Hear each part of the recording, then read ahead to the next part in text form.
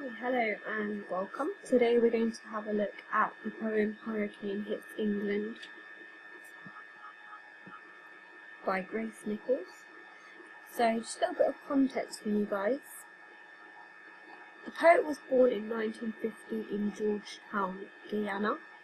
She moved to England in 1977 and she's currently living in Brighton with her husband, who's also a poet, famous poet actually, called John Agard, and their daughter. I think it's important to note that the poem is based on a true experience that Nichols had when a hurricane hit the coast of England in 1987. She also goes on to state that when she actually heard about this hurricane, she could almost hear the gods in the winds, and these gods in the winds allowed her to become closer to her English or British heritage.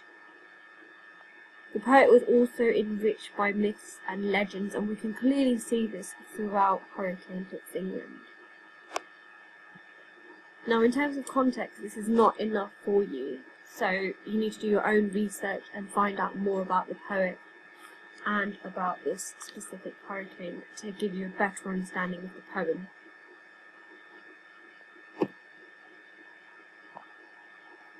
Now we start off by looking at the actual title itself of the poem, Hurricane Hits England.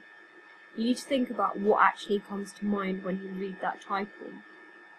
To me, it reads like a newspaper, and it's almost as if the hurricane has been personified. Hurricane also sounds like something quite destructive, some sort of evil force,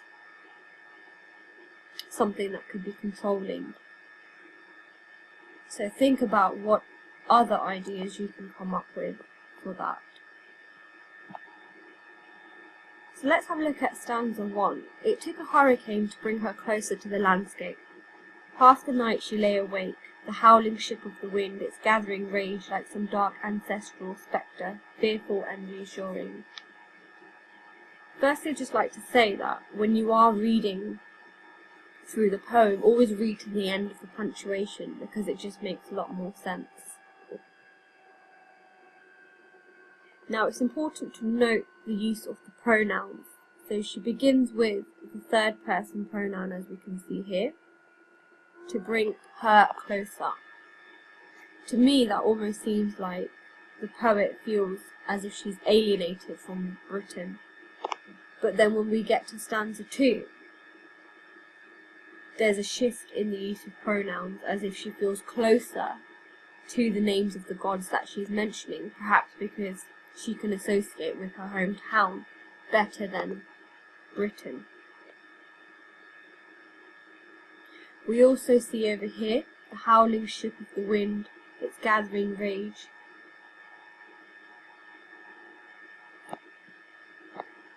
Powerful use of onomatopoeia there as well.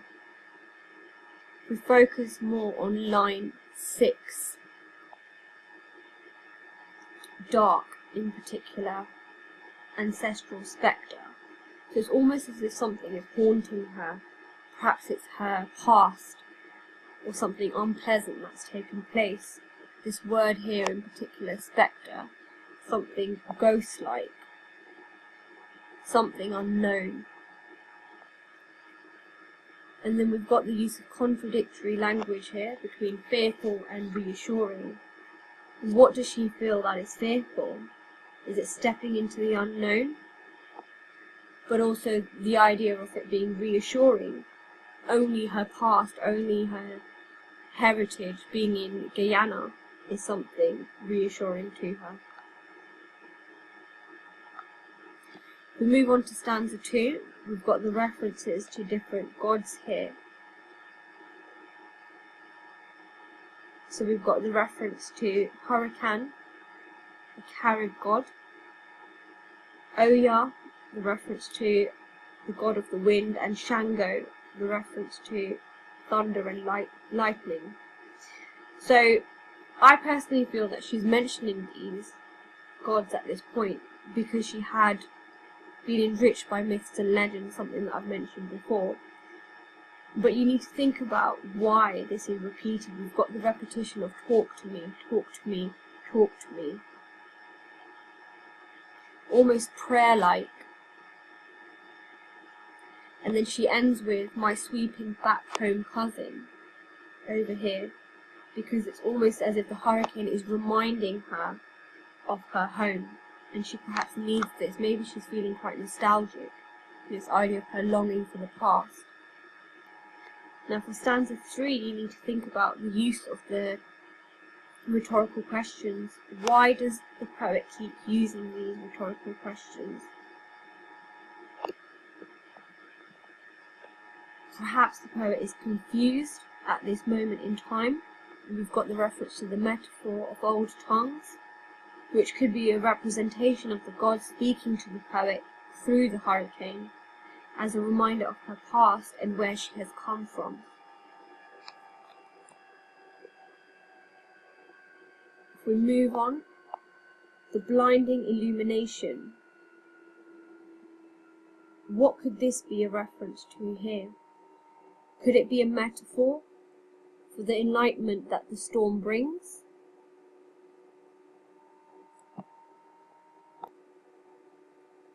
Is she perhaps not letting the light in? Is she blinded by something?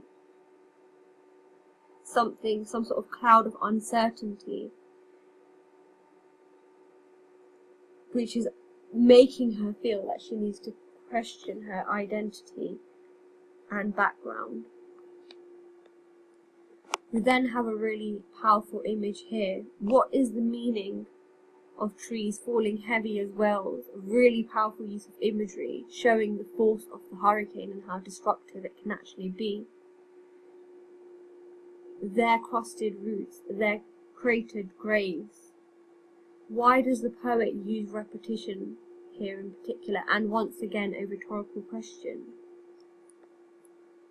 I think what is really significant to me is this sort of break that we then have, this one isolated line on its own, which is also used in terms of a question. Is the poet feeling isolated, which is why this line is on its own? Is this a question she's asking herself? Oh, why is my heart unchained? What is actually restricting her from accepting this British culture?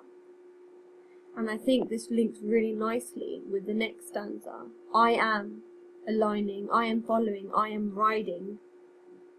Got the anaphora here as well.